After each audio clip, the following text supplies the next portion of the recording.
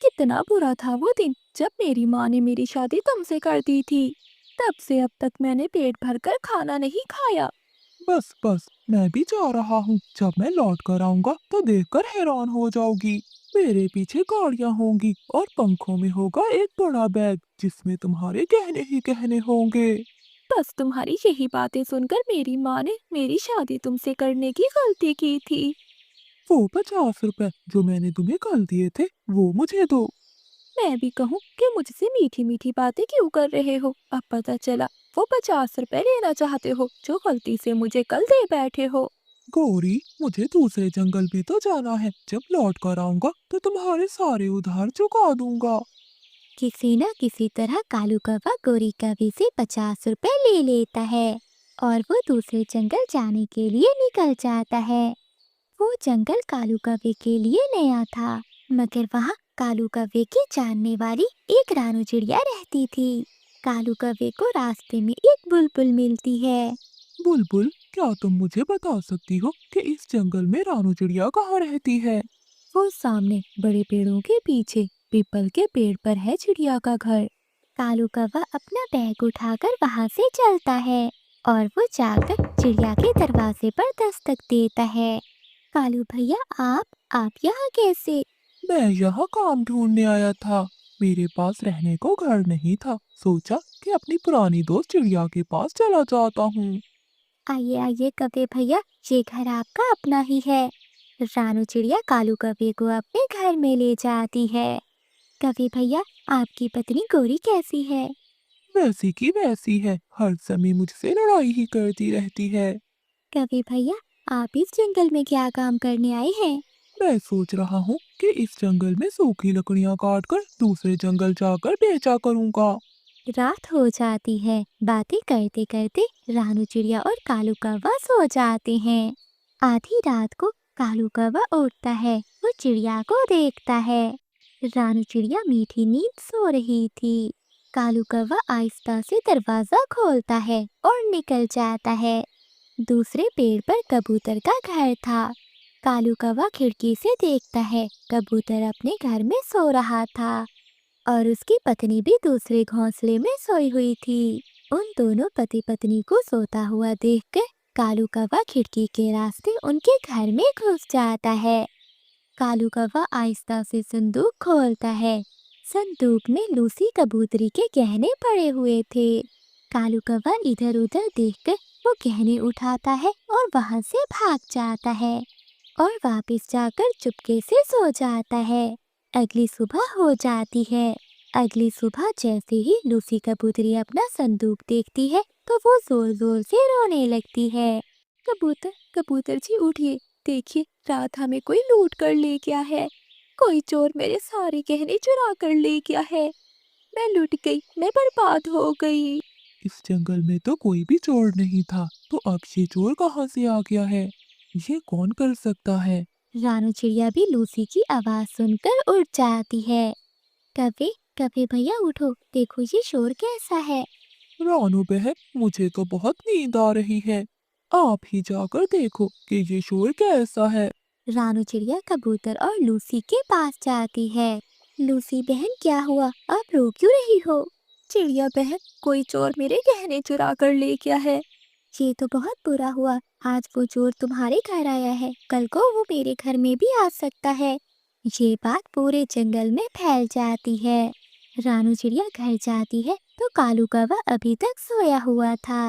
रानू चिड़िया कालू कौवे को जगाती है। कालू भैया उठ जाओ और जंगल जाकर अपना काम करो। चिड़िया, मैं बहुत थका हुआ हूँ। आज तो जी भर कर मैं अपनी नींद पूरी करूँगा। हाँ, कल से काम शुरू करूँगा। रानू चिड़िया नहीं जानती थी कि उसका दोस्त जो काम करने जंगल में आया है, उसने वो काम रात ही कर लिया था। रानू चिड़िया दाना लेने चली जाती है और कालू कौवा घोंसले में ही सोया रहता है। रानू बहन, जो कौवा कल तुम्हारे घर में आया था वो कौन है? वो वो तो कालू कौवा है। उस बेचारे की पत्नी उससे बहुत लड़ाई करती है। वो इस जंगल में काम करने आया है। कल रात लूसी के गहने चोरी हुए हैं। कहीं वो कौवा चोर तो? नहीं नहीं मिठू भैया, मैं उसे अच्छे से जानती हूँ। वो कौवा चोर नहीं है। हाँ, वो छोटा मोटा दाना जरूर चुरा लेता होगा, मगर वो मेरे घर में रहते हुए इतनी बड़ी चोरी नहीं कर सकता। रानू चिड़िया कालू कौवे की सफाई देती है। रात हो जाती है। रानू चिड़िया सारे दिन की थकी हुई सो जाती है और कालू कौवा दिन भर सोया था, इसलिए वो उठ जाता है। कालू कौवा आधी रात को चिड़िया के घर से निकलता है और वो उड़ता उड़ता तोते के घर तक पहुंच जाता है। कालू कौवा चुपके से तोते के घर में घुस जाता है। तोता और तोती अपने घोंसले में सोए हुए थे। कालू कौवा हरियाली तोती के गहने अलमारी में से निकालकर वहां से भाग जाता है। सुबह होते ही हरियाली तोती शोर मचाती है। मिठू जी, मेरे गहने कहाँ गए? मैं लुट गई, मैं बर्बाद हो गई। वो गहने तो मैंने जमा कर रखे थे ताकि मैं अपना नया घर बना सकूं। पता नहीं हरियाली, कौन है वो चोर जो हमारी मेहनत की कमाई चुरा कर ले गया है। कालू कौवा फिर से सोया हुआ था और चिड़िया उठ जाती है। जैसे ही चिड़िया बाहर निकलती है तो तोते के घर के बाहर पक्षी जमा थे। चिड़िया, मुझे तुम्हारे घर में रहने वाले कौवे पर शक है। जब से वो इस जंगल में आया है तब से हमारे जंगल में चोरियां ही हो रही है। मीठू भैया, ऐसे किसी पर शक करना अच्छी बात नहीं है। रानो, अगर वो कौवा चोर नहीं है तो फिर कौन है चोर? पहले तो कभी इस जंगल में किसी की चोरी नहीं हुई। वो कौवा तो अभी तक मेरे घर में सो रहा है, आप मेरे साथ आकर देख लें। फिर मिठू तोता और कबूतर चिड़िया के साथ जाते हैं, परंतु कालू कौवा घर में नहीं था। अरे, वो कौवा कहाँ गया और उसका बैग भी नहीं है। देखा चिड़िया, मैं ना कहता था कि वो कौवा ही चोर है। चिड़िया, जल्दी चलो, कहीं वो कौवा भाग न जाए। फिर वो तीनों जल्दी से कालू कौवे की खोज में निकलते हैं। कालू कौवा अपना बैग लिए एक पेड़ के नीचे बैठा हुआ था। वो तीनों कौवे के पास जाते हैं। इतनी आसानी से नहीं जाने देंगे हम तुम्हें चोर कौवे। चोर? चिड़िया, ये मिठू क्या कह रहा है? फिर कबूतर वो बैग छीन लेता है जिसमें सारे गहने पड़े हुए थे। चिड़िया, देखा तो चोर पकड़ा ही गया। कौवे, तुमने धोखा दिया, मेरे ही घर में रहकर मेरे दोस्तों को लूटते रहे। तुम बहुत बुरे हो। फिर वो सारे कालू कौवे को बहुत मारते हैं। मारते मारते वो कालू कौवे के पंख ही तोड़ देते हैं। बहुत समय पहले की बात है। टुन्नू चिड़ा नदी से मछलियाँ पकड़कर बाजार में बेचा करता था। वो अपनी दो बेटियों रानो और टीना के साथ रहता था। रानो चिड़िया बड़ी बेटी थी और सबके प्रति वो बहुत दयालु और प्यारी थी, मगर टीना बहुत सख्त दिल थी। रानो चिड़िया घर के सारे काम करती, मगर टीना ने कभी भी अपनी बहन की कोई मदद नहीं की और ना ही वो कभी अपने पिता की परवाह करती। एक दिन टीना नदी के किनारे बैठकर सोच रही थी, क्या मैं इस जंगल की सबसे खूबसूरत चिड़िया नहीं हूँ? एक दिन टुन्नू चिड़ा बीमार हो गया और उसकी मृत्यु हो गई। रानो चिड़िया अकेली हो गई थी। वो रोती रही, वो घंटों रोती रही और जल्द ही उसे पता चल गया कि अब उसके परिवार की जिम्मेदारी उसी पर है। टीना बहन, मैं आपसे कुछ जरूरी बातें करने आई हूँ। ओहो, चली जाओ, क्या तुम देख नहीं रही? मैं मसरूफ हूँ। अच्छा, मगर मैं तुम्हारा ज्यादा समय नहीं लूंगी। ओहो, क्या है? टीना बहन, अब पिताजी हमारे साथ नहीं रहे और हमारे पास इतने पैसे भी नहीं हैं जिससे हमारे घर का गुजारा हो। मैंने सोचा है कि आज से मैं जाकर मछलियाँ बेचूंगी। मुझे नहीं पता कि ये सब ठीक भी है कि नहीं, लेकिन मैं कोशिश करूंगी। अच्छा, जो भी है खुद देखो। टीना बहन, तुम मेरे बारे में इतनी निर्दयी तो ना बनो। तुम्हें पता है ना, मैं तुमसे प्यार करती हूँ। मुझे तुम्हारे प्यार की कोई जरूरत नहीं है। मेरा जन्म तो गलत परिवार में हुआ है। मेरा शहजादा एक दिन आएगा और मुझे यहाँ से ले जाएगा। तुम देखना रानो। टीना बहन, मैं आपकी खुशियों की कामना करती हूँ। ऐसे ही दिन गुजरते गए। रानो चिड़िया ने अपनी और अपनी बहन की गुजारा करने के लिए बहुत मेहनत की। एक दिन रानो चिड़िया बहुत कम पैसे लेकर घर आई तो उसे बहुत दुख हुआ। टीना बहन, मुझे माफ कर दो। मैं जो भी कमाती हूँ वो पूरा नहीं होता। क्या कल तुम मेरी मछली बेचने में मदद करोगी? क्या? टीना बहन, मैं तुमसे मदद मांग रही हूँ। लगता है तुम दिमाग से पागल हो गई हो। मैं भविष्य की रानी हूँ। लेकिन टीना बहन, बस, मैं झील के पास जा रही हूँ। फिर टीना चिड़िया वहाँ से चली गई और रानो चिड़िया बैठकर जोर जोर से रोने लगी। टीना चिड़िया जैसे ही घर से बाहर निकली तो उसे बूढ़ी कौवी मिली। अब तुझे क्या चाहिए काली बुढ़िया? ओ प्यारी बच्ची, मैं बहुत भूखी और प्यासी हूँ, बहुत दूर से आई हूँ। तुम मुझ पर कुछ दया दिखाओ और मुझे कुछ खाने को दो और पीने के लिए कुछ पानी। क्या मैं तुम्हें नौकर नजर आती हूँ? हटो, मेरे रास्ते से हट जाओ। टीना चिड़िया ने बूढ़ी कौवी को धक्का दिया और वहाँ से उड़ गई। बूढ़ी चिड़िया के रोने की आवाज से रानू चिड़िया जल्दी बाहर आई। अरे माँ जी, मुझे माफ कर दीजिए, चलिए आप मेरे साथ चलिए। रानू चिड़िया ने बूढ़ी कौवी की मदद की और उसे घर के अंदर ले आई। फिर बूढ़ी कौवी ने टीना चिड़िया का बताया कि उसने कैसे उसे धक्का दिया। मुझे माफ कर दे माँ जी, मेरी बहन कभी कभी निर्दयी हो जाती है। ओह बेटी, तुम मुझे दयालु लग रही हो।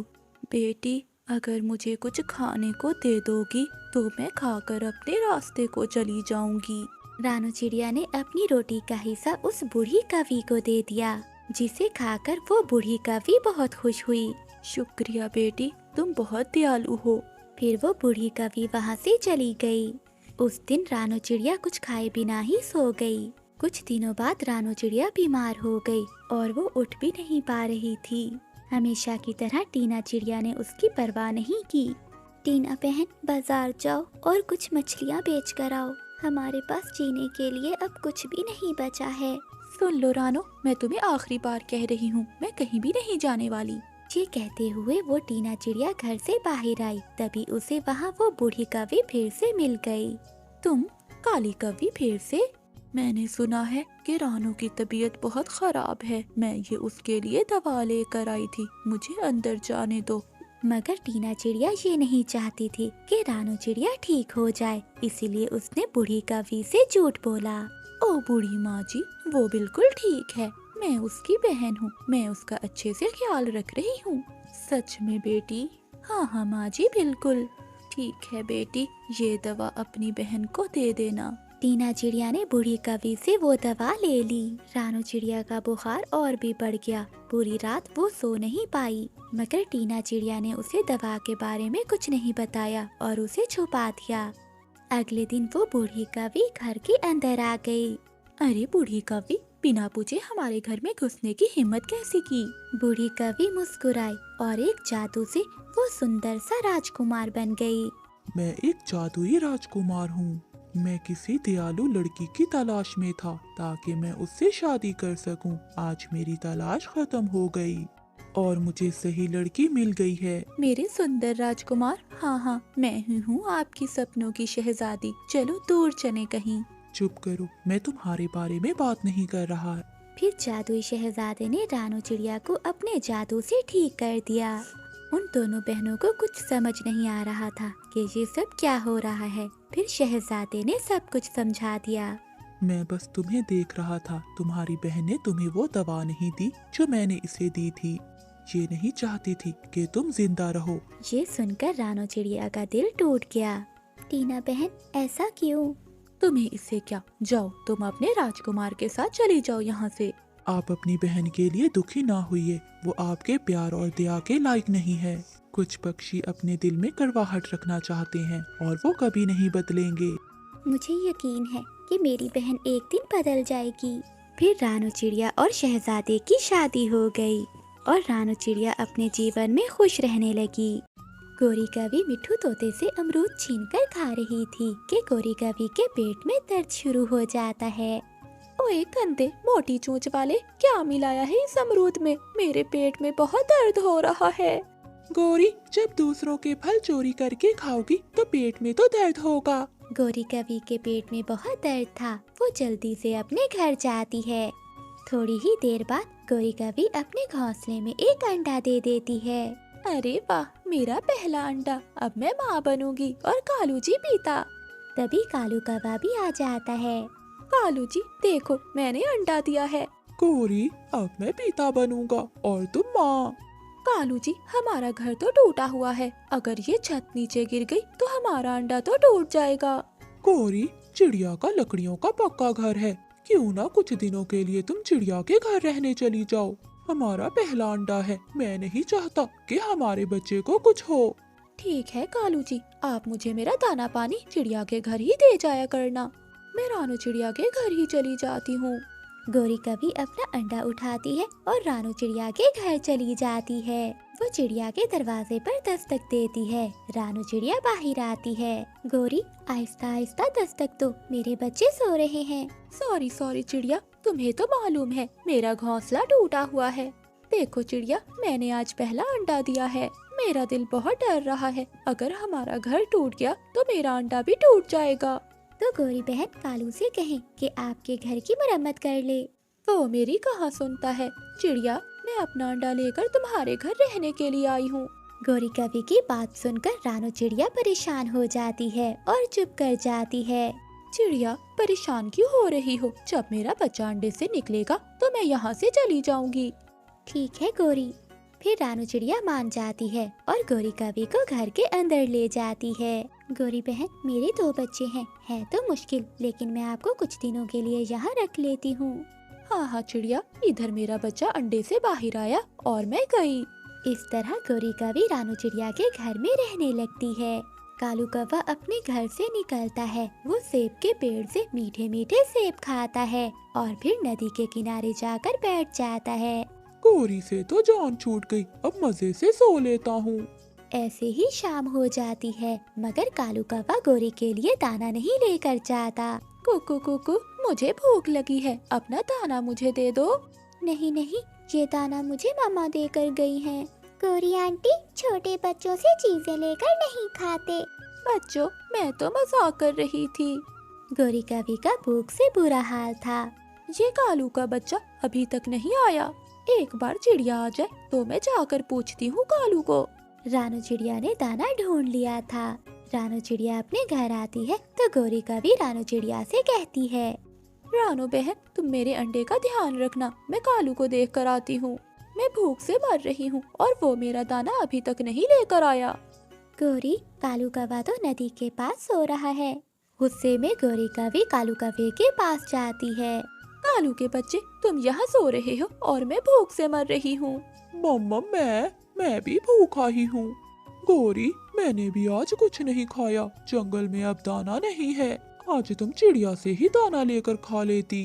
कालू, सच्ची बात बता, मुझे आज चिड़िया के घर में बहुत अच्छी नींद आई। मेरा तो दिल करता है कि मैं हमेशा हमेशा चिड़िया के घर में ही रहूं। गोरी, अंडे से बच्चा बाहर आ जाए, फिर देखेंगे। ऐसे ही कुछ दिनों के बाद अंडे से बच्चा बाहर निकल आता है। मेरा बच्चा, मेरा सुंदर बच्चा। चिड़िया, देखो मेरा बच्चा कितना सुंदर और काला है। आंटी, कवि का बच्चा काला ही होगा और क्या सफेद होगा। गोरी, मैं दाना लेने जा रही हूँ, अब तुम यहाँ से कब जाओगी। चिड़िया, मैं शाम को चली जाऊंगी। रानू चिड़िया वहाँ से चली जाती है और बच्चे खेलने लग जाते हैं। गोरी कवि का बेटा सोया हुआ था। कुकू और चिड़िया, चुप कर जाओ, आराम से बैठ जाओ, मेरा बेटा सो रहा है। आंटी, क्या हम अपने घर में खेलें भी ना। गुड़िया, हम खेलेंगे। वो दोनों बच्चे फिर से खेलने लग जाते हैं। गोरी कवि को गुस्सा आ जाता है और वो कुकू के एक पंख मारती है। मैं अभी जाकर मम्मा को बताता हूँ। जाओ जाओ, बताओ अपनी माँ को। फिर वो दोनों बच्चे रोते हुए घर से निकल जाते हैं। मम्मा, मम्मा, मुझे मारा, उस गोरी आंटी ने मुझे मारा। गोरी ने मारा, मगर क्यों। मम्मा, हम दोनों बहन भाई खेल रहे थे कि गोरी आंटी आकर हमें मारने लगी। मैं जाकर देखती हूँ उस काली कवि को, मेरे घर में ही आकर मेरे बच्चों को मारती है। रानू चिड़िया अपने बच्चों को लेकर से हमें सीख मिलती है कि असल रिश्ता प्यार और एहसास का होता है। ये वीडियो मुकम्मल तौर पर फर्जी है और सिर्फ तफरीह और तालीमी मकासद के लिए बनाई गई है। इस वीडियो में दिखाई गई तमाम वाक़यात, किरदार और कहानियाँ मुकम्मल तौर पर फर्जी हैं। इनका हकीकी वाक़यात या लोगों से कोई ताल्लुक नहीं। इस वीडियो का मकसद बच्चों को हिफाजत और फैसला साजी करने से आगाह करना है। बराह करम इसे गलत तनाज़ुर में ना लें।